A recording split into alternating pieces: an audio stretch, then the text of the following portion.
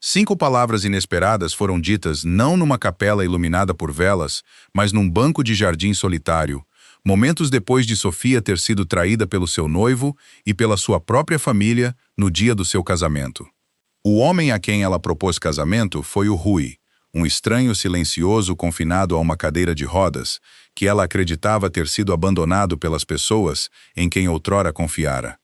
Ela nunca imaginou que por trás do seu silêncio estaria o homem mais poderoso da família Romano, a esconder um segredo mortal e a viver sob a sombra de uma tentativa de assassinato. Mas quando a verdade despedaçou o seu frágil casamento, Sofia enfrentou uma escolha que mudaria as vidas de ambos para sempre.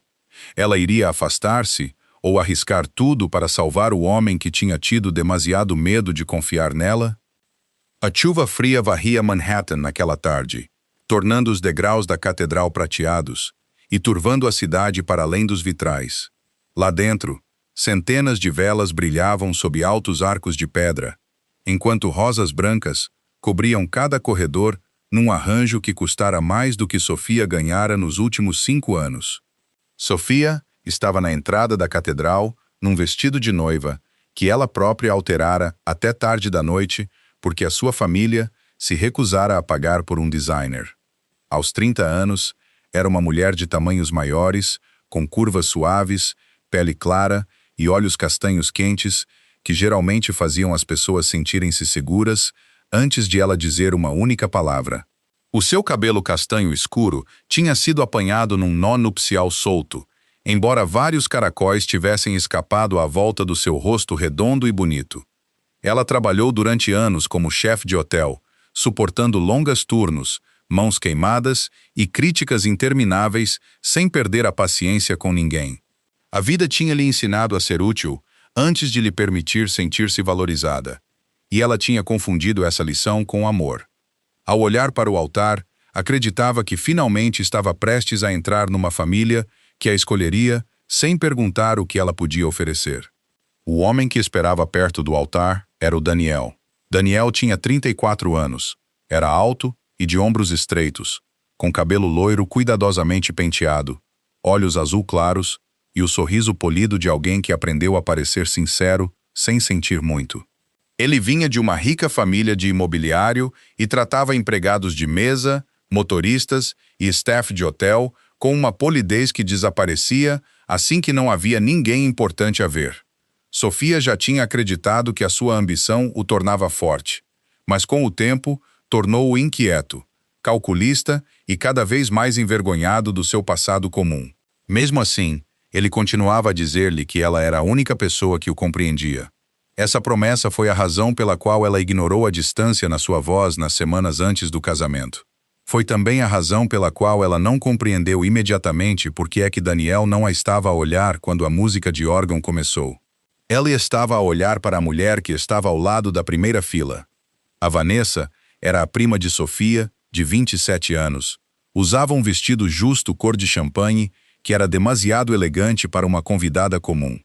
Era esbelta, graciosa e surpreendentemente bonita, com cabelo preto longo, maçãs do rosto salientes e uma expressão que parecia sempre medir o valor de todos à sua volta. Vanessa passou a maior parte da sua vida a ressentir o afeto que Sofia recebia da sua falecida avó, mesmo que Sofia nunca tivesse competido com ela. Enquanto Sofia trabalhava em cozinhas quentes e enviava dinheiro para casa, Vanessa movimentava-se entre marcas de luxo, namorados ricos e empreendimentos comerciais financiados por parentes. Aprendeu cedo que o charme podia desculpar a crueldade se fosse entregue com um sorriso. Agora, ela estava ao lado de Daniel com uma mão protetoramente sobre o seu baixo ventre. Sofia deu um passo pelo corredor antes de Daniel levantar a mão. A música parou, deixando a catedral tão silenciosa que o som da chuva contra a janela pareceu de repente violento. Daniel engoliu em seco, mas não havia vergonha no seu rosto, apenas irritação por ser forçado a explicar-se. Sofia, temos de parar isto, disse ele. Vanessa está grávida. O bebê é meu. Vários convidados ofegaram, embora alguns tenham baixado os olhos como se já soubessem. Sofia olhou para ele. esperando que as palavras se reorganizassem em algo menos impossível. Quando não o fizeram, os seus dedos apertaram o ramo de flores até um caule de rosa lhe cortar a luva. A sua mãe, Margaret, apressou-se da primeira fila, mas não em direção a Sofia. Margaret era uma mulher magra e de cabelos prateados, nos seus 50 e poucos anos, cujo rosto, outrora gentil, tinha endurecido após anos de dívidas e humilhação social. Passara a vida a temer a pobreza mais do que a desonra, e esse medo tinha gradualmente alterado a forma como ela julgava cada decisão. Em vez de abraçar a sua filha, sussurrou urgentemente: "Não faças uma cena." Sofia olhou para ela em descrença, enquanto seu pai permanecia sentado com o maxilar cerrado e os olhos fixos no chão. O pai de Daniel tinha prometido recentemente investir na struggling Bennett Family Business, e todos na sala entendiam o que aquele dinheiro significava. Margaret olhou para os Whitmores, depois de volta para Sofia. "Vanessa está a carregar o filho dele. Temos de pensar no futuro." Sofia sentiu algo partir dentro dela com uma quietude surpreendente. "De quem é o futuro?" perguntou ela. A sua mãe estremeceu, mas Daniel deu um passo em frente antes que Margaret pudesse responder. Ele disse a Sofia que o casamento nunca funcionaria, que os seus passados eram demasiado diferentes, e que ele tinha tentado convencer-se de que a gratidão era o mesmo que amor. Falou como se traí-la tivesse sido uma infeliz correção de negócio em vez de uma escolha. Vanessa começou a chorar, embora nenhuma lágrima tenha chegado aos seus olhos, e Daniel imediatamente a abraçou pelos ombros. O gesto feriu Sofia mais do que a confissão, porque era tão instintivo, tão protetor e tão familiar. De repente, percebeu que todas as reuniões tardias, todos os jantares cancelados e todos os fins de semana inexplicados tinham sido parte de uma vida que eles construíram pelas suas costas. Quando Sofia perguntou ao seu pai se ele sabia, ele finalmente olhou para ela. O seu silêncio respondeu primeiro. Depois disse que os Whitmores podiam salvar a empresa familiar e proteger dezenas de empregos. Pediu a Sofia para ser razoável, como se a razão exigisse que ela desaparecesse para que todos os outros pudessem permanecer confortáveis. A mãe de Daniel ordenou a um ujier que desobstruísse o corredor, reclamando que os convidados não deveriam ser forçados a testemunhar mais embaraços. Sofia ficou sob as luzes da catedral, rodeada de parentes que tinham comido à sua mesa, pedido o seu dinheiro emprestado e elogiado a sua lealdade quando lhes beneficiava. Nenhum deles veio para o seu lado. Poucos minutos depois, ela foi escoltada para fora por uma porta lateral, ainda vestindo seu vestido de noiva, carregando apenas a sua pequena mala e o ramo de flores que já não queria. A chuva tinha suavizado quando Sofia chegou a um parque tranquilo, a vários quarteirões de distância. Ela não se lembrava de ter escolhido a direção, apenas de ter andado até que os sinos da catedral desaparecessem atrás do trânsito. Os seus sapatos de cetim estavam encharcados, a bainha do seu vestido tinha ficado cinzenta e o frio tinha se instalado profundamente nos seus braços.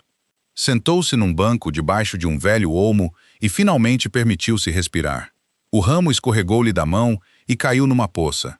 Olhou para ele sem se mover, envergonhada de que uma parte dela ainda quisesse que Daniel corresse atrás dela. "Vai ficar doente se ficar com esse vestido." A voz veio da outra extremidade do caminho. Um homem numa cadeira de rodas estava sentado debaixo do guarda-chuva preto, observando-a com olhos calmos e indecifráveis. Rui Romano parecia ter cerca de 41 anos, ombros largos apesar do cobertor escuro que cobria as suas pernas, com cabelo preto espesso afastado de uma testa forte e uma barba bem aparada a sombrear um maxilar agudamente definido. Uma cicatriz pálida desaparecia sob o colarinho do seu casaco carvão, e havia uma quietude nele que não parecia fraca.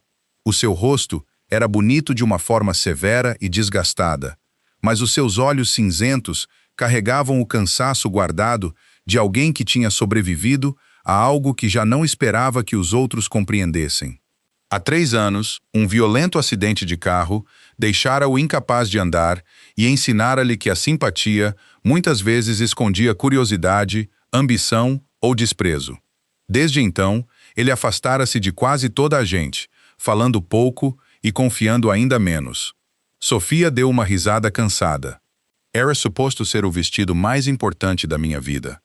Rui olhou para a bainha arruinada e respondeu que coisas importantes nem sempre são valiosas, e coisas valiosas nem sempre são tratadas como importantes.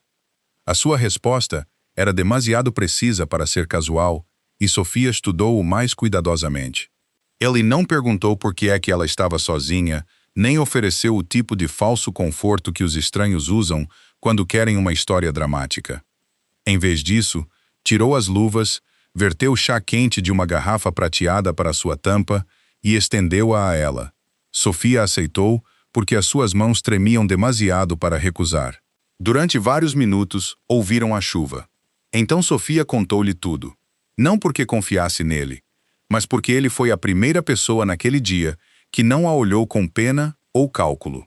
Rui ouviu sem interromper, a sua expressão permanecendo controlada, até que ela descreveu os seus pais a escolherem o investimento Whitmore em vez dela. Nisso, algo frio cintilou nos seus olhos. Ele perguntou se ela ainda queria casar com Daniel. Sofia respondeu que não antes de ter tempo de suavizar a verdade. Disse que não sentia falta do homem no altar.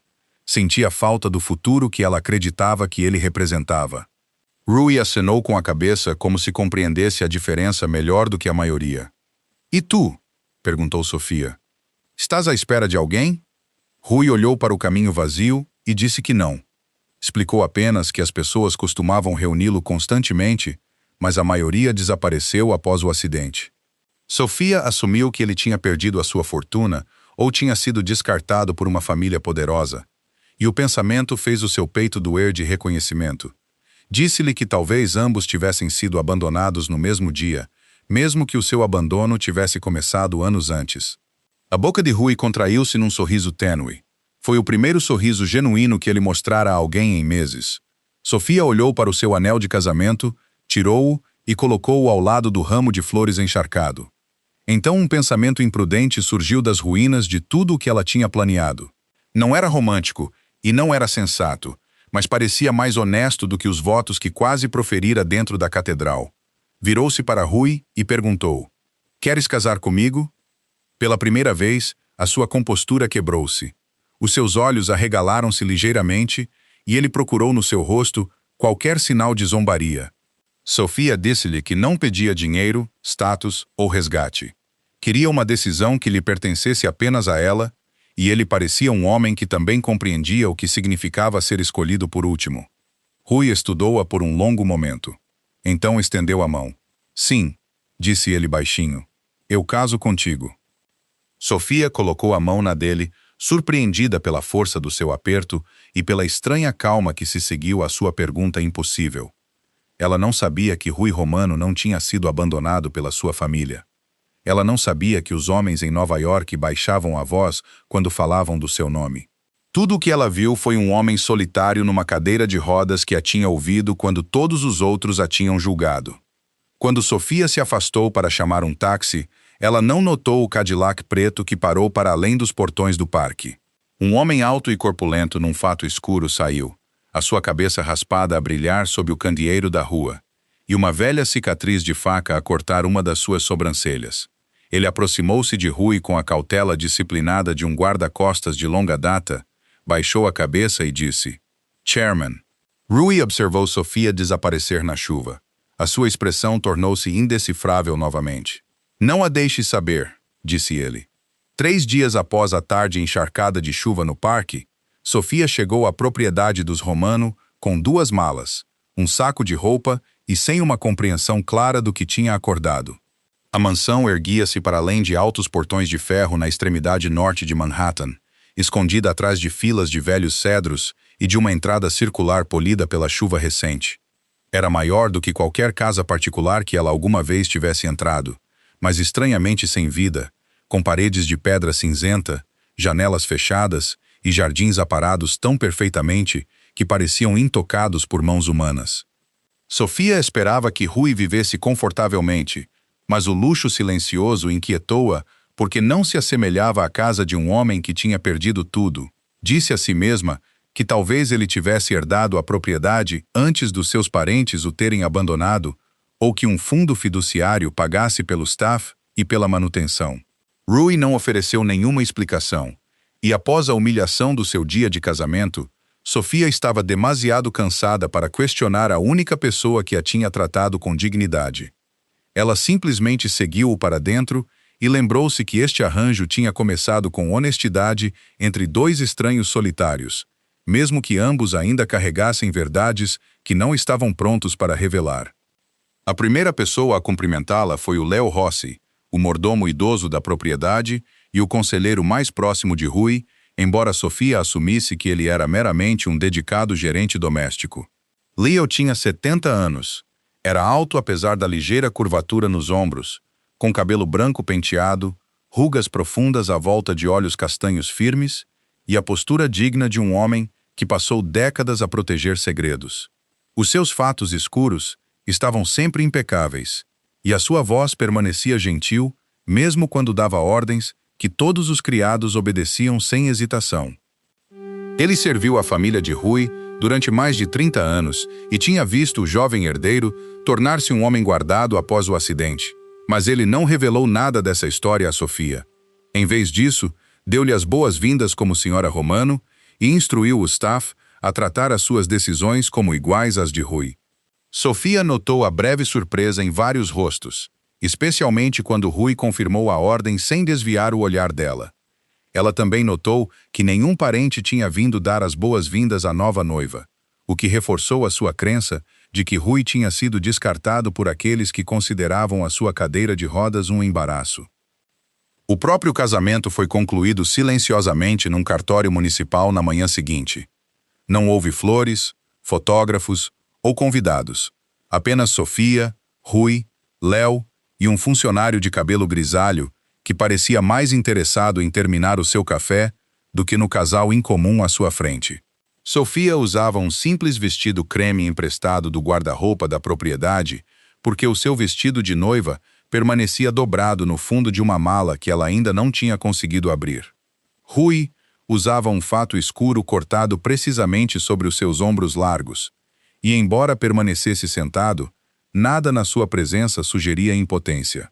Quando o funcionário perguntou se eles entravam no casamento livremente, Sofia olhou para Rui e lembrou-se do banco de parque molhado, da garrafa prateada e do primeiro momento de calma do pior dia da sua vida. Ela respondeu que sim, sem hesitação. A resposta de Rui veio um segundo depois, mais baixa, mas igualmente certa, e Sofia sentiu o peso inesperado disso assentar no seu peito. A vida dentro da mansão revelou rapidamente o quão completamente Rui se tinha retirado do mundo.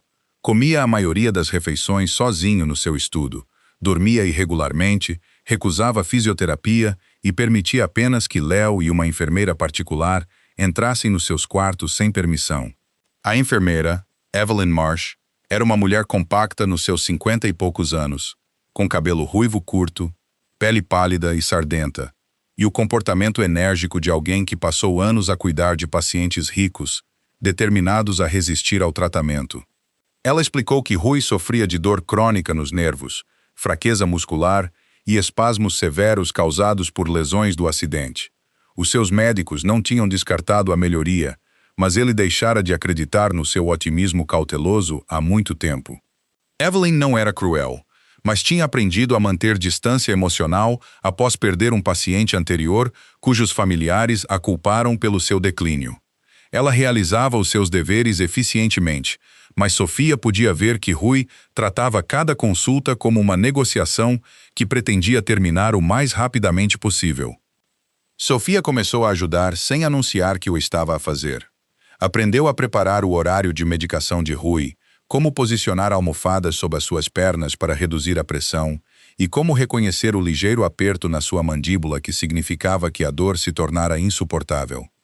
Lia guias médicos até tarde da noite e pedia a Evelyn para lhe ensinar técnicas básicas de massagem neurológica, não como uma cura milagrosa, mas como uma forma de aliviar a rigidez que mantinha Rui acordado. No início, ele recusou-se a deixá-la tocar nas suas pernas, dizendo-lhe que a pena era desnecessária.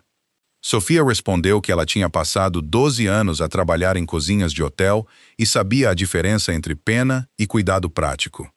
Lembrou-lhe que ele lhe tinha oferecido chá quando ela estava encharcada e humilhada, e ela estava simplesmente a retribuir o favor com melhor timing.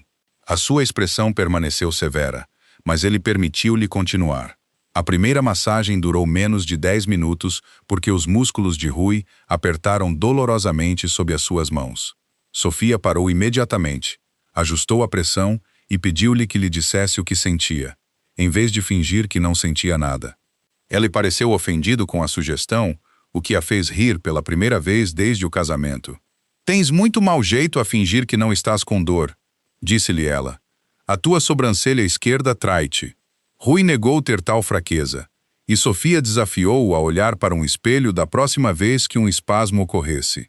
A troca foi pequena e quase absurda. No entanto, mudou a atmosfera entre eles. Depois daquela noite, ele permitiu que as sessões continuassem. Primeiro, 2 vezes por semana, depois todas as noites em que a sua dor se tornava demasiado severa para dormir. Cozinhar veio mais naturalmente para Sofia do que cuidar. E em um mês, a cozinha da propriedade já não parecia uma sala cara desenhada apenas para aparências. O chefe principal, Marco Bell, era um homem corpulento nos seus 40 e poucos anos, com a cabeça raspada, um bigode preto encaracolado e o temperamento orgulhoso de alguém que treinou em Paris e não gostava de interferências. Inicialmente, ele considerou Sofia uma dona de casa amadora, apesar dos seus anos em hotéis de luxo. A sua atitude mudou depois de ela corrigir um molho sem o provar, identificando as chalotas queimadas apenas pelo cheiro e reorganizar a despensa fria para reduzir o desperdício. Em vez de o substituir, ela pediu a sua ajuda na criação de refeições adequadas à condição de Rui, com menos sal, molhos mais leves e ingredientes conhecidos por apoiarem a recuperação. A suspeita de Marco gradualmente tornou-se respeito, especialmente quando Sofia trabalhava ao lado dos funcionários juniores, em vez de emitir comandos da porta. No inverno, a cozinha tornou-se o lugar mais quente da mansão, cheia de pão, ervas, conversa e o som de Sofia a corrigir receitas com humor, em vez de humilhação. Rui resistiu a comer com ela durante semanas. Sofia respondeu levando o seu próprio jantar para o seu estudo e sentando-se na outra extremidade da longa mesa, sem pedir permissão. Na primeira noite, ele mal levantou os olhos dos seus documentos. Na segunda noite, ele reclamou que ela mastigava demasiado alto, e ela respondeu que o silêncio tinha tornado toda a casa miserável o suficiente. Ao quinto jantar, ele perguntou o que ela tinha cozinhado. Ao 10º, ele guardou os seus papéis antes de ela chegar. Eventualmente, ele começou a juntar-se a ela na sala de jantar, onde a longa mesa de mogno outrora servira apenas para executivos visitantes e membros da família que já não vinham. Sofia encurtou a distância entre os seus lugares, substituiu os arranjos formais de prata por pequenas taças de fruta fresca e convenceu Léo a permitir música durante o jantar. Rui alegou que não gostava, mas ela apanhou os seus dedos a bater uma vez no braço da sua cadeira. As mudanças espalharam-se lentamente pela propriedade. Sofia abriu cortinas que tinham permanecido fechadas durante anos, colocou candeeiros nos corredores escuros e trouxe ervas em vasos para o conservatório vazio. Ela aprendeu os nomes dos empregados de limpeza, jardineiros, motoristas e guardas, tratando cada um deles com o respeito que ela própria muitas vezes fora negada como empregada de hotel. Encorajou o staff a comerem juntos após o serviço noturno, em vez de desaparecerem em salas separadas. O riso regressou cautelosamente, como se a própria casa se tivesse esquecido de como o conter. Rui observava estas mudanças com uma expressão que Sofia não conseguia interpretar, mas ele nunca a impediu. Com o tempo, ele começou a esperar pelos passos dela à porta do seu estudo e a perguntar se ela planeava cozinhar o jantar ela própria. Passaram vários meses, e o homem que Sofia conheceu debaixo do guarda-chuva preto começou a emergir do seu silêncio. Rui sorria mais frequentemente, geralmente quando ela o desafiava ou recusava ser intimidada pelo seu tom controlado. Começou a descer para o pequeno almoço, depois para o almoço e eventualmente para quase todas as refeições. O seu sono melhorou após as massagens noturnas aliviarem os espasmos, e Leo disse silenciosamente a Sofia que Rui tinha passado 4 noites consecutivas sem pedir medicação para a dor. Ela encontrou-o uma manhã, a dormir, ao lado de uma janela aberta, o sol no seu rosto, parecendo mais jovem e menos guardado do que ela alguma vez o vira. Sofia não o acordou. Simplesmente fechou a porta suavemente e levou a imagem consigo para o resto do dia. Perto do fim do inverno, um jornal foi entregue à mesa do pequeno almoço. Sofia desdobrou-o enquanto Rui bebia café em frente dela, e a manchete principal de negócios parou à sua mão. Bennett Hospitality Group, a empresa que o seu pai sacrificara a sua dignidade para salvar, tinha colapsado após investidores terem retirado seu apoio e investigadores terem descoberto dívidas ocultas. A família Whitmore tinha cancelado todos os investimentos prometidos, e o pai de Daniel enfrentou processos judiciais ligados a contratos fraudulentos. Em poucos dias, os seus pais perderam a casa de família, Vanessa desapareceu da vista pública, e Daniel enfrentou processos judiciais ligados a contratos fraudulentos. Sofia leu o artigo 2 vezes, sentindo nem alegria nem simpatia, apenas uma sensação cansada de que a crueldade finalmente cobrara sua dívida. Talvez seja karma, disse ela baixinho. Rui levantou os olhos do seu café e estudou o seu rosto. Sofia dobrou o jornal e empurrou-o para o lado, sem saber que várias semanas antes, Rui tinha ordenado às suas pessoas que examinassem todas as contas Bennett e Whitmore ligadas à sua traição. Ele não tinha fabricado nenhum crime, nem roubado um único dólar. Ele simplesmente tinha retirado os contratos Romano, exposto fraudes existentes aos reguladores e permitido que a verdade chegasse às pessoas que outrora acreditaram que a riqueza podia protegê-los das consequências. Sofia acreditou que o destino tinha punido a sua família. Ela não viu a satisfação fria escondida por trás da expressão calma de Rui, nem soube que o homem abandonado com quem se casara ainda possuía poder suficiente para destruir um império sem nunca sair da sua cadeira de rodas. No início da primavera, a propriedade Romano já não parecia um mausoléu, mas a paz que Sofia criara foi interrompida por um convite formal, selado com cera preta. A gala anual da família Romano seria realizada no Grand Aurelia Hotel, e a presença de Rui não era opcional. Dee leu o cartão em silêncio sentado à beira das janelas da sala de pequeno almoço, a sua expressão apertando-se de uma forma que Sofia aprendeu a reconhecer. Quando ela perguntou se ele queria comparecer, ele respondeu que querer não tinha nada a ver com isso. Certas obrigações familiares, explicou ele, tornavam-se mais perigosas quando ignoradas. Sofia assumiu que os parentes que o tinham abandonado após o acidente o estavam a convocar meramente para exibir o seu poder, e ela imediatamente ofereceu-se para ir com ele. Rui hesitou o suficiente para deixar desconfortável, mas eventualmente concordou, avisando-a que a família Romano podia transformar a humilhação numa forma de entretenimento. Naquela noite, Sofia usava um vestido azul escuro que seguia a sua figura completa sem tentar escondê-la. O seu cabelo castanho caía em ondas suaves sobre um ombro, e o par de brincos de pérolas simples emoldurava o seu rosto claro e redondo. Ela passou a maior parte da sua vida adulta a ser informada de que a beleza exigia tornar-se menor, mais quieta e mais fácil de ser aprovada pelos outros. Mas ela recusou-se a entrar na gala Romano, pedindo desculpa pelo espaço que ocupava. Rui usava um smoking preto à meia-noite, sob medida sobre o seu peito largo, o seu cabelo escuro penteado para trás e a sua barba aparada rente ao maxilar aguçado. A cadeira de rodas debaixo dele era elegante e discreta, mas nenhum design podia ocultar o facto de ele permanecer incapaz de se levantar. Enquanto seu carro se aproximava do hotel, Sofia notou os seus dedos a apertarem o apoio de braço. Ela colocou a mão sobre a dele e prometeu que, digam o que dissessem os seus parentes, ele não os enfrentaria sozinho. O salão de baile do Grand Aurelia brilhava sob lustres de cristal, com colunas douradas, pisos de mármore e quase 200 membros da dinastia Romano reunidos sob um só teto. Sofia reconheceu o tipo imediatamente. Mulheres elegantes que sorriam sem calor, homens cujos relógios custavam mais do que casas, e jovens herdeiros treinados para estudar fraquezas antes de oferecerem uma saudação. A primeira pessoa a aproximar-se deles foi Bianca Romano, a prima de Rui, de 46 anos. Uma mulher alta e esbelta com cabelo loiro prateado cortado agudamente no queixo e olhos escuros que nunca pousavam em ninguém sem julgamento.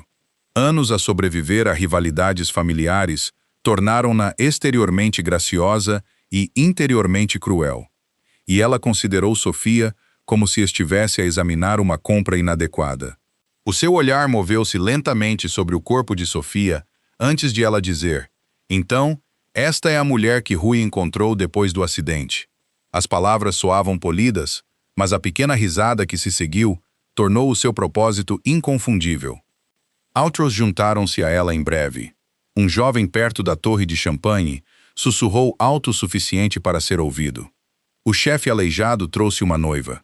Outra mulher respondeu: "Pelo menos a esposa gorda faz com que ele pareça menos infeliz." Vários convidados riram por detrás de mãos adornadas com joias, confiantes de que nem Rui nem Sofia possuíam influência suficiente para os desafiar. Sofia sentiu a familiar picada da humilhação pública, mas ao contrário do dia do seu casamento, ela não estava sozinha. Olhou para Rui, esperando raiva ou embaraço. Em vez disso, o seu rosto tornou-se assustadoramente calmo. Ele avançou sem responder, e a multidão afastou-se mais por confusão do que por respeito. Precisamente às 20 horas, as portas do salão de baile fecharam-se, e a orquestra silenciou. Um locutor idoso subiu ao palco e bateu no microfone, fazendo as conversas desvanecerem-se. Sofia esperava que o chefe da família Romano aparecesse por uma entrada privada, talvez algum tio mais velho de quem Rui ainda tivesse medo. Então, o locutor endireitou-se e falou com gravidade cerimonial: "Senhoras e senhores, levantem-se para o chairman da Romano Global Holdings, Sr. Rui Romano." Todas as cadeiras se moveram ao mesmo tempo. Bianca levantou-se primeiro, a expressão zombeteira apagada, seguida pelos homens que tinham rido e pelas mulheres que tinham insultado Sofia. Em poucos segundos, todo o salão estava de pé. Sofia permaneceu congelada ao lado de Rui. Executivos aproximaram-se para lhe apertar a mão. Parentes seniores baixaram a cabeça. Diretores de segurança postaram-se em atenção ao longo das paredes, e até o gerente do hotel o tratou como chairman. O suposto homem abandonado na cadeira de rodas recebia relatórios sobre portos, hotéis, empresas de transporte e fundos de investimento, enquanto todos esperavam pela sua aprovação antes de falar. Sofia olhou para ele enquanto pedaços do passado dos últimos meses se reorganizavam com brutal clareza. A mansão, a equipa médica privada, a obediência absoluta do staff e o colapso do negócio da sua família já não eram mistérios isolados. Eram sinais de um poder que Rui tinha escondido enquanto a deixava acreditar que ele era um homem ferido, descartado pelo seu próprio sangue. Ela mal ouviu os discursos que se seguiram. A mão de Rui encontrou a dela debaixo da mesa, mas ela retirou-se antes que ele pudesse fechar os dedos à volta dela. O movimento foi pequeno, mas ele reagiu como se ela o tivesse atingido. Pelo resto da gala, Sofia sorriu quando necessário e respondeu às perguntas com perfeita contenção. Ela recusou-se a dar à família Romano mais um espetáculo para desfrutar. Só quando as portas do carro se fecharam atrás deles é que ela se virou para Rui e fez a pergunta que a queimava toda a noite. "Quem és tu?" Rui não fingiu não compreender. Ele admitiu que controlava a Romano Global Holdings e possuía a maior fortuna pessoal da família. Ele nunca tinha perdido a sua autoridade após o acidente, nem os seus parentes o tinham verdadeiramente afastado. A imagem de abandono tinha sido útil, explicou ele, porque as pessoas revelavam mais quando acreditavam que um homem ferido se tinha tornado impotente. Sofia ouviu em silêncio enquanto ele descrevia investigações ocultas, aparições cuidadosamente restritas e inimigos que ainda assumiam que as suas lesões o tinham tornado fraco. Cada explicação fazia sentido prático, mas nenhum aliviava a pressão no seu peito. Ela tinha lavado o cabelo dele após noites de dor, estudado massagem neurológica reconstruído as suas refeições e defendido-o na sua própria mente contra uma família que nunca o tinha verdadeiramente derrotado. De volta à propriedade, Sofia seguiu Rui para a biblioteca e fechou as portas. Então, todo este tempo, disse ela, lutando para manter a voz firme, eu fui mais um teste? O rosto de Rui mudou imediatamente. Ele disse que não, mas ela continuou antes que ele pudesse explicar. Perguntou se ele a tinha observado a cozinhar, a cuidar dele e a confiar nele enquanto media se ela era gananciosa o suficiente para falhar algum exame privado. Perguntou se a noiva arruinada no parque lhe parecera uma estranha conveniente porque ela nada sabia do seu nome. Rui aproximou a sua cadeira, mas Sofia afastou-se. A distância entre eles parecia maior do que todo o salão de baile. Não, disse Rui. A sua voz controlada tinha perdido a sua certeza. Tu nunca foste um teste. Ele disse-lhe que no primeiro dia ela olhara para ele sem medo, cálculo ou ganância. Ela vira um homem numa cadeira de rodas e falara com ele como um igual. Ele acreditara que se ela descobrisse a escala da sua riqueza e influência, a honestidade entre eles poderia desaparecer. Tive medo que se soubesses, disse ele, nunca mais olharias para mim como olhaste naquele primeiro dia. Os olhos de Sofia encheram-se de lágrimas, mas a sua expressão não suavizou. O seu medo era real e ela compreendia-o. No entanto, a compreensão não apagou o que ele tinha escolhido fazer. O que me magoa não é que sejas rico, disse ela. O que me magoa é que não confiaste em mim. A frase silenciou-o mais completamente do que a raiva poderia ter feito. Sofia lembrou-lhe que ela lhe tinha contado todas as verdades humilhantes sobre a sua vida, enquanto ele oferecia apenas uma versão cuidadosamente construída da sua. Ela acreditara que eles eram duas pessoas abandonadas a construir algo honesto das ruínas, mas ele sabia que a fundação era desigual desde o início. Rui tentou dizer que os seus sentimentos nunca tinham sido falsos. Sofia respondeu que o amor sem confiança ainda deixava uma pessoa do lado de fora de uma porta trancada. Ela arrumou as malas antes do amanhecer. Rui permaneceu no corredor fora do quarto deles, as suas mãos imóveis nas rodas da sua cadeira, enquanto ela dobrava roupas em duas malas. Ela não lhe ordenou que ficasse porque, mesmo no seu desespero, ele compreendia que usar o poder provaria todos os medos que ela agora carregava. Sofia parou uma vez à porta, esperando que ele pudesse encontrar alguma frase que pudesse reparar o que o segredo tinha quebrado. Nada veio. Ela deixou a mansão quando o céu ficou cinzento e alugou um pequeno apartamento mobilado acima de uma alfaiataria fechada na zona oeste, onde os canos rangiam e as janelas davam para uma parede de tijolos. Não se parecia em nada com a propriedade romano, mas a chave pertencia apenas a ela. Naquela noite, alguém bateu à porta. Quando Sofia abriu a porta, Léo Rossi estava no corredor a segurar uma caixa retangular de madeira. Sem a sua autoridade habitual dentro da mansão, ele parecia mais velho do que ela se lembrava, com a chuva a escurecer os ombros do seu casaco e a fadiga a aprofundar as rugas à volta dos seus olhos. Ele entrou apenas depois de ela se afastar, colocou a caixa na mesa da cozinha e permaneceu de pé. Não estou aqui para te pedir que voltes, disse ele, mas devia saber por que é que ele viveu assim. Dentro da caixa, havia fotografias de um SUV queimado retorcido contra uma barreira na autoestrada, imagens de Rui inconsciente numa cama de cuidados intensivos, registros de manutenção, relatórios médicos e um arquivo do FBI carimbado com a conclusão de que o acidente tinha sido acidental. Leo disse-lhe que a descoberta oficial estava errada. Há 3 anos, alguém tinha adulterado o veículo de Rui, e a explosão tinha sido destinada a matá-lo. Desde então, Rui investigou silenciosamente, fingindo fraqueza enquanto rastreava cada movimento financeiro e lealdade dividida dentro da família. A pessoa responsável, acreditava Léo, ainda estava perto o suficiente para observar cada decisão. Ninguém se atrevera a falar porque na família Romano a traição podia ser herdada como riqueza. Léo pousou uma mão na caixa e olhou para a janela estreita. Não te estou a pedir que o perdoes, disse ele. Só não quero que a única pessoa que o fez sorrir saia antes que a verdade seja encontrada. Então ele virou-se e saiu sem pedir a Sofia para voltar. Sofia permaneceu à mesa muito depois da meia-noite, a estudar cada página sob a luz amarela da cozinha. Uma fatura de manutenção chamou a sua atenção porque listava um parafuso de pinça de freio especializado usado para SUVs blindados.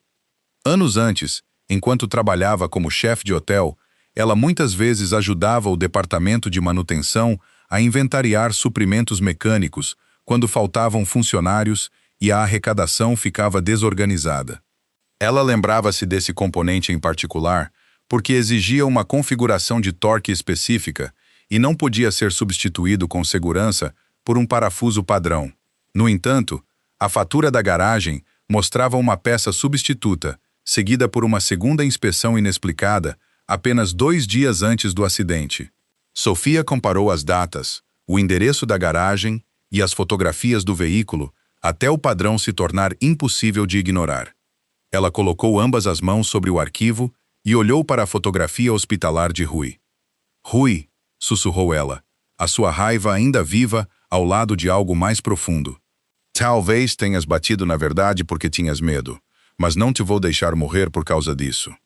Na manhã seguinte, Sofia dobrou o arquivo do acidente de volta para a caixa de madeira e levou-o para a pequena mesa da cozinha do seu apartamento alugado. O quarto mal era grande o suficiente para uma cama, um guarda-roupa e uma janela estreita com vista para um beco de tijolos.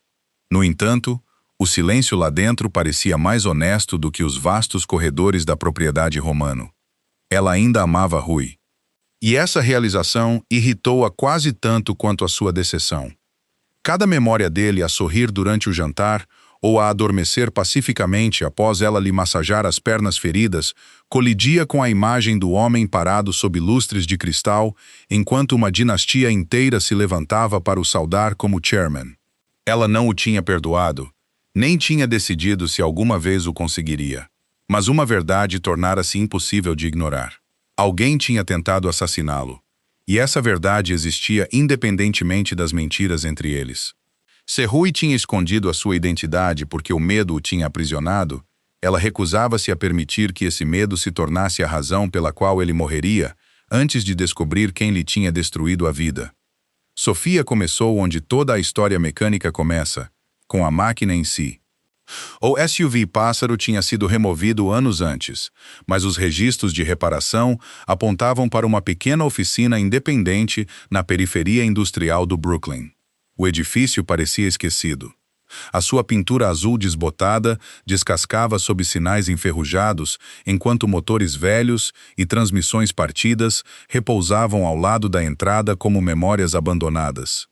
O'Donnell, Harold Jenkins, era um homem corpulento nos seus 60 e poucos anos, com pele desgastada escurecida por décadas sob as luzes da oficina.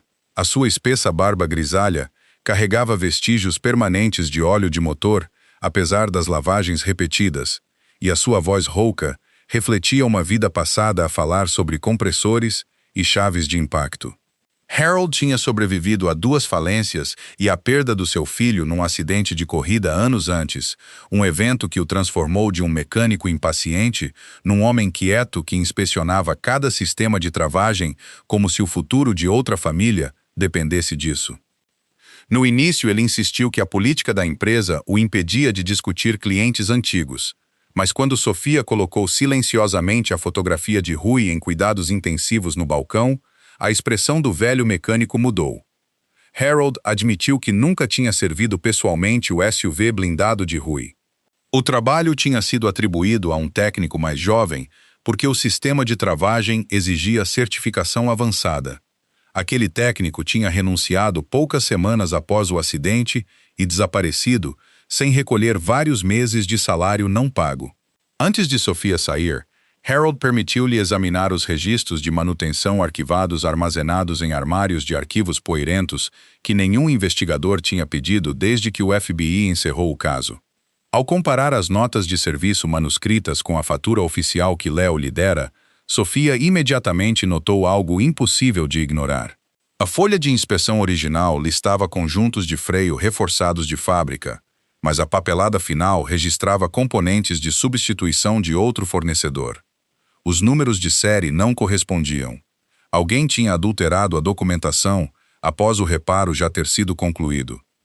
A discrepância levou Sofia a uma companhia de seguros que processou avaliações de danos após a explosão. A supervisora sênior de sinistros, Rebecca Collins, era uma mulher de 45 anos com cabelo ruivo, cuidadosamente preso, óculos retangulares e a precisão disciplinada de alguém que confiava em papelada mais do que em memória. Rebecca construíra a sua carreira expondo sinistros fraudulentos, depois dos seus próprios pais terem perdido as suas poupanças para um esquema de seguros décadas antes. Embora ela inicialmente recusasse acesso a arquivos confidenciais, Sofia explicou que não estava a procurar compensação, mas sim respostas. Algo na sua calma determinação persuadiu Rebecca a rever os registros digitais arquivados.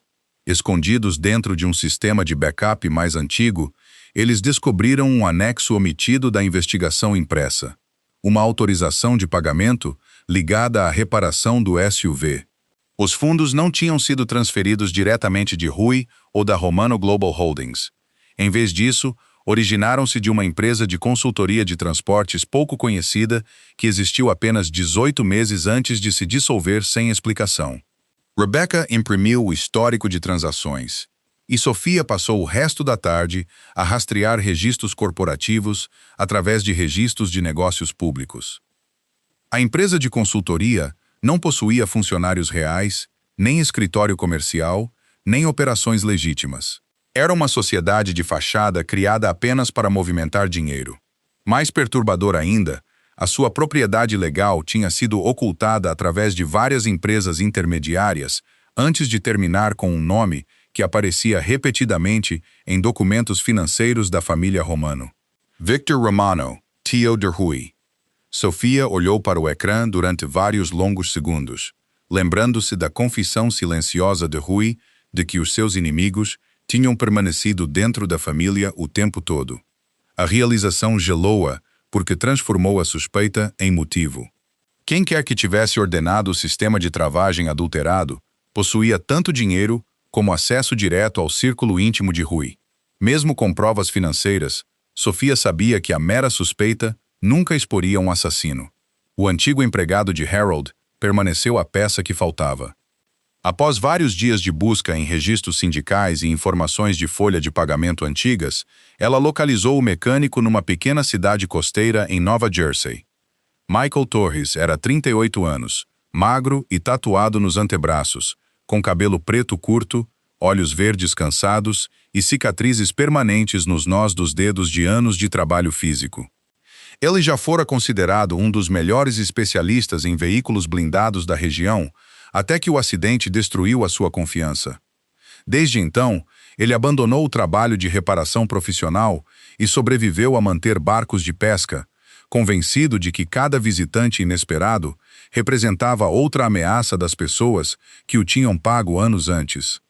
Michael negou tudo quando Sofia o abordou pela primeira vez. Só depois de ela colocar a fotografia hospitalar de Rui ao lado de um artigo de jornal descrevendo o acidente não resolvido, é que a sua compostura começou a rachar. Ele confessou que os representantes de Victor Romano o tinham abordado semanas antes da manutenção programada, oferecendo dinheiro suficiente para apagar as suas dívidas de jogo se ele substituísse silenciosamente vários componentes de freio reforçados por peças visualmente idênticas, mas estruturalmente mais fracas. Eles garantiram-lhe que o veículo sofreria apenas uma falha controlável que envergonharia Rui antes de uma importante votação familiar. Michael acreditou na explicação até ver imagens televisivas da explosão. Aterrorizado, ele aceitou dinheiro adicional para desaparecer e assinou uma declaração completa preparada por advogados que nunca conheceu. Durante 3 anos, ele carregou essa culpa em silêncio. Agora, com lágrimas a formarem-se em olhos cansados, ele assinou uma declaração juramentada descrevendo cada reunião, cada pagamento e cada instrução que tinha recebido. Sofia regressou a Nova York, carregando mais provas do que imaginara ser possível. Através dos contatos de Rebecca, investigadores federais reabriram porções do caso adormecido, recuperando imagens de vigilância de um servidor de armazenamento arquivado que nunca tinha sido examinado com tecnologia mais recente de restauração de imagem. Gravações granuladas de segurança da oficina revelaram gradualmente o assistente pessoal de Victor Romano a chegar pouco antes da reparação não autorizada. Especialistas forenses digitais também reconstruíram registros bancários eliminados, ligando a empresa de fachada a pagamentos feitos imediatamente após a conclusão da manutenção. No final da semana, o FBI possuía provas suficientes para obter mandados de prisão selados. Mas os agentes pediram segredo absoluto até que Victor se implicasse abertamente perante testemunhas seniores. Sofia concordou sem informar Rui. Ela ainda não conseguia convencer-se a chamá-lo. Não porque quisesse vingança, mas porque precisava que ele ouvisse a verdade apenas quando ela nunca mais pudesse ser negada. Enquanto Sofia seguia trilhos esquecidos pela cidade, Rui permaneceu dentro da sede da Romano a preparar-se para a reunião anual do conselho. A imponente sede de vidro pairava sobre Manhattan como uma fortaleza de aço polido. No entanto, o escritório privado de Rui parecia invulgarmente vazio sem Sofia a arranjar flores no parapeito da janela ou a insistir que ele almoçasse antes de outra reunião. Ela enterrou-se em relatórios acreditando que o trabalho podia silenciar o arrependimento. Embora Léo observasse silenciosamente que o chairman muitas vezes parava a ler como se esperasse passos familiares à porta. Rui não tinha conhecimento da investigação de Sofia. Ele assumiu que ela precisava de distância para curar e aceitou que forçar o contato apenas aprofundaria a ferida que ele criara. Entretanto, Victor Romano trabalhava cuidadosamente entre outros diretores seniores, encorajando secretamente vários parentes a questionar se um líder em cadeira de rodas ainda podia comandar um império global. Victor Romano entrou na sala do conselho vestindo um impecável fato carvão que mal escondia a sua constituição imponente. Aos 63 anos, o tio de Rui possuía ombros largos, cabelo prateado penteado para trás e um rosto quadrado e desgastado marcado por décadas de autoridade calculista. Ao contrário do controlo silencioso de Rui, Victor confiava na intimidação. Anos a controlar rotas de transporte e alianças políticas tinham-no convencido de que o poder pertencia a quem parecesse mais forte em público. Assim que a reunião abriu, ele levantou-se confiantemente e declarou que a Romano Global Holdings necessitava de nova liderança. Elogiou a inteligência de Rui, enquanto sugeria que a deficiência física permanente tinha enfraquecido tanto o seu julgamento como a reputação internacional da família. Vários diretores trocaram olhares incertos. Rui ouviu sem interrupção, a sua expressão indecifrável, embora a decepção se tenha assentado mais profundamente dentro dele do que a raiva. Ela suspeitara de traição durante anos, mas ouvi-la dita em voz alta pelo seu próprio tio ainda carregava uma dor inesperada. Assim que Victor exigiu uma votação formal para remover Rui como chairman, as pesadas portas de carvalho abriram-se. Toda a conversa parou. Sofia entrou na sala do conselho vestindo o mesmo casaco azul marinho que usara durante toda a sua investigação. Parecia exausta de noite sem dormir, mas os seus ombros permaneciam direitos e os seus olhos castanhos continham uma determinação que Rui nunca tinha testemunhado antes. Ela não o olhou primeiro. Em vez disso, caminhou calmamente para o centro da longa mesa de conferências e colocou várias pastas grossas à frente dos diretores. Uma continha, transferências bancárias da Shell Corporation. Outra continha, a confissão notarizada de Michael Torres. Uma terceira incluía imagens de vigilância da oficina restauradas. O arquivo final continha relatórios forenses recém-recuperados do FBI, confirmando sabotagem mecânica deliberada. Nenhuma desculpa saiu dos seus lábios. Nenhuma acusação precisava de palavras dramáticas. Ela simplesmente disse: antes que alguém vote sobre o futuro do chairman, talvez devam aprender quem tentou garantir que ele nunca o tivesse. Rui olhou para as provas sem se mover. Ele tinha passado 3 anos a procurar fragmentos de verdade através de investigadores privados, consultores de segurança e auditorias confidenciais. Sofia, a mulher que saíra porque ele falhara em confiar nela, conseguira o que nenhum deles tinha conseguido. O choque deu lugar à descrença, e a descrença transformou-se lentamente em algo muito mais doloroso. Ela confiara na verdade o suficiente para arriscar a si mesma, mesmo enquanto já não confiava nele. Em poucos momentos, agentes do FBI entraram na sala trazendo mandados federais. Victor tentou protestar, mas os investigadores apresentaram registros de transações, imagens de vigilância e o testemunho juramentado de Michael Torres antes de lhe colocarem algemas nos pulsos. A sala explodiu em confusão, enquanto os diretores se afastavam da mesa. Pouco antes de os agentes o escoltarem para fora, Victor virou-se para Rui, com ódio a arder no seu rosto envelhecido. "Se aquela explosão tivesse sido mais forte naquele dia", gritou ele, "terias morrido com o resto dos destroços." O silêncio engoliu a sala do conselho. Pela primeira vez em 3 anos, Rui finalmente soube a resposta que procurava. A sala do conselho permaneceu silenciosa muito depois de Victor Romano ter sido levado. Diretores seniores evitavam os olhos de Rui. Agentes federais transportavam provas pelas portas abertas, e a cidade brilhava para lá das paredes de vidro como se o interior do edifício tivesse mudado. Sofia estava no fim da mesa de conferências com o cansaço escrito no rosto. O seu casaco azul escuro, ainda úmido do frio lá fora. Rui olhou para ela como se estivesse a ver pela primeira vez o peso total do que ela tinha feito. Ela tinha seguido um rastro que os seus próprios investigadores não tinham conseguido completar, confrontara o homem que tentara matá-lo e entrara no coração do Império Romano sem proteção ou certeza. No entanto, ela não o fizera para reclamar o seu lugar ao seu lado. Ela fizera-o porque, mesmo através da raiva, não podia permitir que o medo e a traição decidissem se ele vivia. Rui pediu a todos que saíssem. A sua voz estava controlada, mas a autoridade por trás dela esvaziou a sala em poucos minutos. Apenas Sofia permaneceu, de pé a vários metros da sua cadeira de rodas, enquanto as provas dos últimos 3 anos estavam espalhadas entre eles. Rui não começou por lhe agradecer, porque a gratidão sozinha teria sido demasiado pequena. Ele disse-lhe que tinha passado anos a acreditar que o segredo era o mesmo que proteção. A explosão ensinara-lhe que a família podia sorrir através de uma mesa enquanto planeava a sua morte. E os meses no hospital tinham-lhe ensinado que a pena podia desaparecer assim que a recuperação se tornasse inconveniente. Quando conheceu Sofia, a desconfiança tornara-se instinto. Ele tinha escondido a sua identidade não só porque temia que ela pudesse mudar, mas porque se tornara demasiado receoso de dar a alguém o poder de o magoar honestamente. Sofia ouviu sem interromper. A sua raiva não desaparecera simplesmente porque Victor fora preso, e Rui compreendia isso.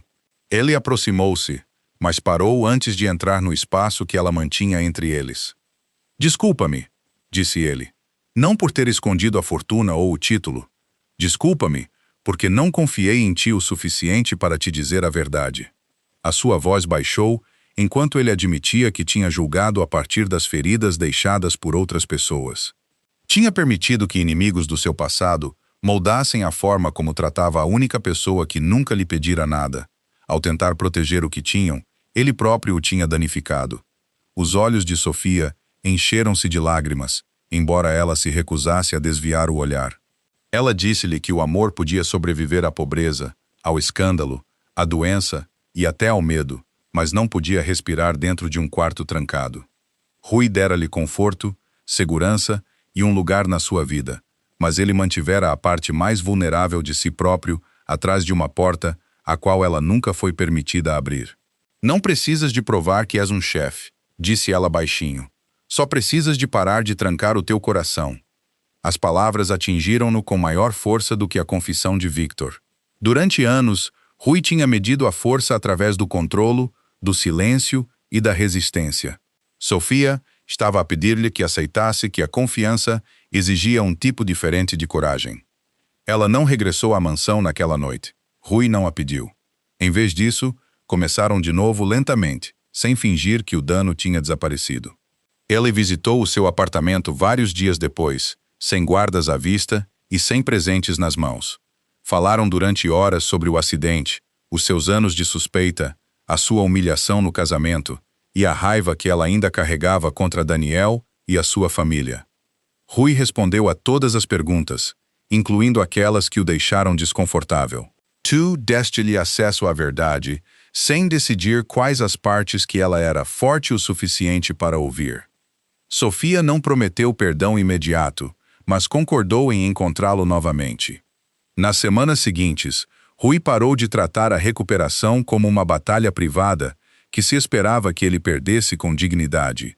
Ele retomou o tratamento neurológico intensivo sob a supervisão da doutora Helena Morris, uma especialista em reabilitação de 43 anos, com pele morena, cabelo preto firmemente trançado e o comportamento direto de alguém que se recusava a confundir riqueza com disciplina.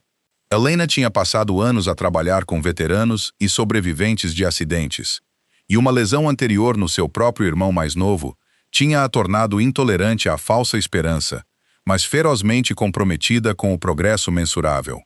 Ela revisou os antigos exames de Rui, testou a resposta nervosa restante nas suas pernas e disse-lhe que a recuperação era possível, mas incerta. Ele precisaria de meses de trabalho doloroso, falhanços repetidos e cooperação total. Rui concordou antes que ela terminasse de explicar. Sofia regressou à propriedade gradualmente, primeiro para sessões de terapia, depois para o jantar e eventualmente para noites mais longas no conservatório que ela outrora enchia de ervas. Ela não retomou o seu antigo papel de cuidadora. Em vez disso, ficou ao lado de Rui como uma parceira que esperava que ele participasse na sua própria cura. Quando seus músculos espasmos, ela ajudava apenas depois de ele pedir. Quando ele ficava frustrado, ela não o acalmava com encorajamento vazio. Ela lembrava-lhe que o progresso era construído a partir da repetição, não do orgulho. As suas conversas também mudaram. Rui começou a dizer-lhe quando estava com medo, quando a dor o mantinha acordado, e quando as memórias da explosão regressavam em sonhos. Cada admissão soltou outro cadeado que ele tinha colocado em si mesmo. O primeiro movimento visível veio numa manhã chuvosa, quase 2 meses depois. Rui sentou-se na beira de uma mesa de terapia, enquanto Helena lhe apoiava o joelho e Sofia observava do outro lado da sala. O seu pé direito moveu-se menos de 1 polegada, tão ligeiramente que ele inicialmente acreditou que fora acidental. Helena repetiu o comando e o movimento veio novamente. Rui olhou para sua perna com descrença, o seu rosto a perder toda a cor. Sofia cobriu a boca, enquanto as lágrimas lhe subiam aos olhos. Nenhum deles celebrou ruidosamente. Tinham aprendido que a esperança podia ser frágil. E durante vários segundos, simplesmente permitiram que o momento existisse. O progresso permaneceu lento. Rui aprendeu a ficar de pé entre barras paralelas, primeiro durante 3 segundos, depois 10, depois quase 1 minuto. Os seus ombros largos tremiam de esforço. O suor escureceu o colarinho da sua camisa de treino. E cada falhanço desafiou a identidade que ele tinha construído à volta do controlo. Mais de uma vez os seus joelhos cederam e Helena ordenou-lhe que descansasse. Mais de uma vez ele tentou continuar através da dor, porque acreditava que parar significava fraqueza. Sofia foi quem o lembrou que a cura não exigia punição. Gradualmente, ele aprendeu a ouvir. No final do verão, Rui conseguia atravessar a sala de terapia com aparelhos e um andarilho. O staff da propriedade fingiu não observar, embora lágrimas aparecessem nos olhos de Leo na primeira vez que Rui entrou na sala de jantar de pé. Leo servira-o durante mais de 30 anos e guardara a memória do SUV queimado, das máquinas de cuidados intensivos e de todos os tratamentos falhados em silêncio. Agora, o velho conselheiro estava perto da porta, com uma mão pressionada contra a boca. Rui deu apenas 6 passos antes de as suas pernas cederem, mas Sofia esperava ao lado da cadeira. Ele olhou para ela respirando ofegante e sorriu com um calor que nenhum título alguma vez produzira. Vários meses após a prisão de Victor, a Romano Global Holdings celebrou o seu aniversário no mesmo Grand Aurelia Ballroom, onde Sofia descobrira a verdade. O salão estava novamente cheio de executivos, parentes, empregados e repórteres, mas a atmosfera mudara. Ninguém ridicularizava a cadeira de rodas do chairman porque ela não tinha entrado no edifício. Sofia estava perto da frente do palco, num vestido verde escuro. o seu cabelo castanho caindo suavemente sobre os ombros. Ela concordara em comparecer, apenas depois de Rui prometer que não haveria mais arranjos ocultos entre eles. Ele sorrira e dissera-lhe que o que quer que acontecesse naquela noite, aconteceria em plena vista. Quando o nome de Rui foi anunciado, o salão levantou-se. Ele apareceu na borda do palco vestindo um smoking preto e de pé, com a ajuda de uma simples bengala. Uma onda de espanto percorreu o público. Os seus passos eram lentos e visivelmente difíceis, mas ele recusou o braço oferecido por um auxiliar próximo. Ele atravessou o palco um movimento medido de cada vez, o maxilar apertado pela concentração e os seus olhos cinzentos fixos apenas em Sofia. Quando chegou ao centro, toda a sala ficara em silêncio. Rui colocou a bengala de lado. Sofia percebeu o que ele pretendia apenas quando ele se baixou cuidadosamente de joelhos. O esforço fez as suas mãos tremerem e a dor cruzou o seu rosto, mas ele permaneceu ereto pela força das suas próprias pernas. Do interior do seu casaco, ele removeu um pequeno anel, não o ligado ao seu primeiro casamento impulsivo, mas um novo, escolhido abertamente e sem segredo. Ele disse-lhe que a primeira vez que ela propôs casamento, ela escolhera um homem que acreditava ter apenas honestidade para oferecer. Ele falhara em dar-lhe sequer isso. Agora ele perguntava novamente, não como chairman, não como chefe da família Romano, e não como um homem a tentar pagar uma dívida. Ele olhou para ela sem defesas. Sofia, queres casar comigo novamente? As suas lágrimas vieram antes da sua resposta. Ela subiu ao palco, pegou nas duas mãos dele e disse, sim. Às vezes, os milagres de Deus não chegam como lampejos súbitos de luz. Às vezes, eles aparecem como um estranho sentado ao nosso lado durante o momento mais sombrio das nossas vidas. Sofia acreditava que tinha perdido tudo no dia do seu casamento, mas esse final doloroso levou-a a Rui e deu a 2 corações feridos outra oportunidade de curar. A sua história lembra-nos que o amor não se mede por riqueza, poder, aparência ou força física. O amor verdadeiro encontra-se na honestidade, na confiança, no perdão e na coragem de permanecer ao lado de alguém quando a vida se torna difícil. Nas nossas vidas diárias, também podemos carregar feridas invisíveis, temer a traição ou fechar os nossos corações por causa do que os outros nos fizeram. Mas Deus pode usar até a nossa dor mais profunda para nos guiar para um novo começo. Nunca acredites que uma estação quebrada significa que a tua história acabou. O que parece rejeição hoje pode ser proteção de Deus. E o que parece uma porta fechada pode estar a levar-te para o milagre pelo qual tens orado. Se esta história tocou o teu coração, por favor, partilha-a com alguém que precise de esperança hoje. Diz-nos nos comentários, terias perdoado Rui e dado-lhe uma segunda chance? Por favor, dá like a este vídeo e subscreve o canal para mais histórias inspiradoras sobre amor, coragem e milagres inesperados. Que Deus te abençoe e a tua família. Proteja o teu coração, fortaleça a tua fé e encha a tua vida com paz, cura e belos novos começos.